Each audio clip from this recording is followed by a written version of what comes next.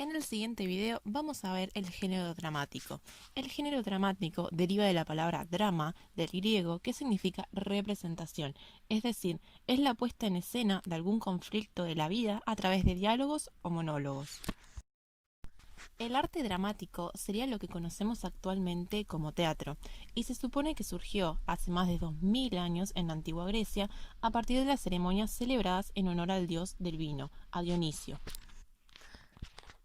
Este dios era considerado el dios de la alegría porque, al igual que los frutos, renacían cada primavera, pero también el dios del dolor porque nació a partir de un rayo que le dio muerte a su madre. Por eso en el culto a él, en el ritual a él, los individuos debían conmover a estos espíritus, llevándolos así a la máxima alegría, pero también sumirlos en la máxima tristeza. Estos primeros ritos a Dionisio que se hacían para que la vendimia diera sus frutos, en una primera instancia eran alabanzas improvisadas por un coro de devotos que entonaban canciones que contaban las aventuras del dios.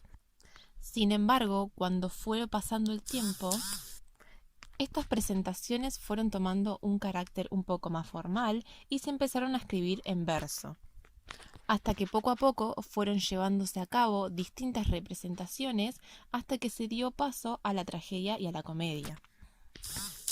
Se supone que un líder del coro, Tepsis, fue el primero en incorporar actores y personajes y dejó de lado solamente personas que cantaran, para así darle paso a paso a lo que hoy conocemos como teatro.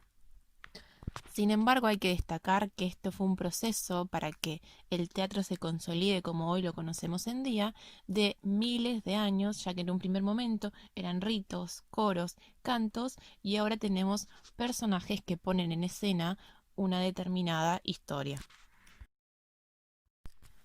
Los escritos que comprenden el género dramático son los textos dramáticos, que son textos que se escriben exclusivamente para ser representados, es decir, para contar una historia, ponerla en escena, con un escenario, con personajes, con un vestuario específico y con un público determinado. Podemos encontrar distintos tipos de estos textos dramáticos, pero los más conocidos son la tragedia, la comedia, la tragicomedia y la obra didáctica. En la tragedia se cuenta una historia cuyo personaje principal es un ser ilustre, un personaje muy importante, cuya destrucción social, moral o física es sumamente trágica. El final de esas obras suelen ser la muerte, el dolor y la tristeza. En cambio, en las comedias, los personajes son comunes y corrientes, que encarnan los vicios y los defectos de los seres humanos y se exageran para así ridiculizar ciertas acciones o actitudes que llevamos a cabo los seres humanos. Por ejemplo, la avaricia o la torpeza.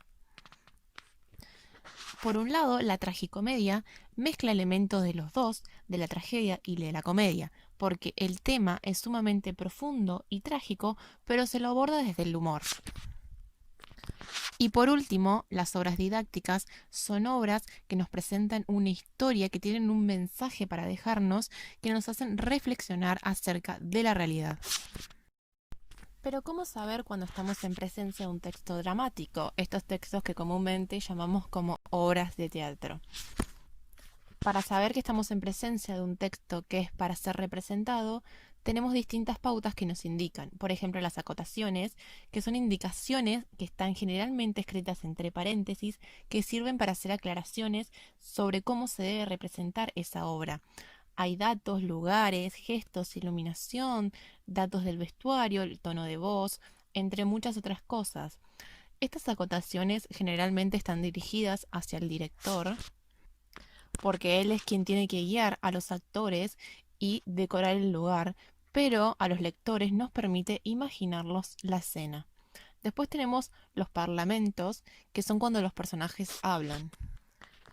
En estas obras no se narra casi nada, sino que toda la acción transcurre a partir del diálogo. Tenemos los diálogos, que son cuando hablan dos o más personajes, pero también están los monólogos, que es cuando un solo personaje habla y expresa sus mayores pensamientos y sentimientos. estas, estas emociones más profundas. Y también nos damos cuenta porque está dividido no en capítulos, como estaría una novela, sino en actos y en escenas.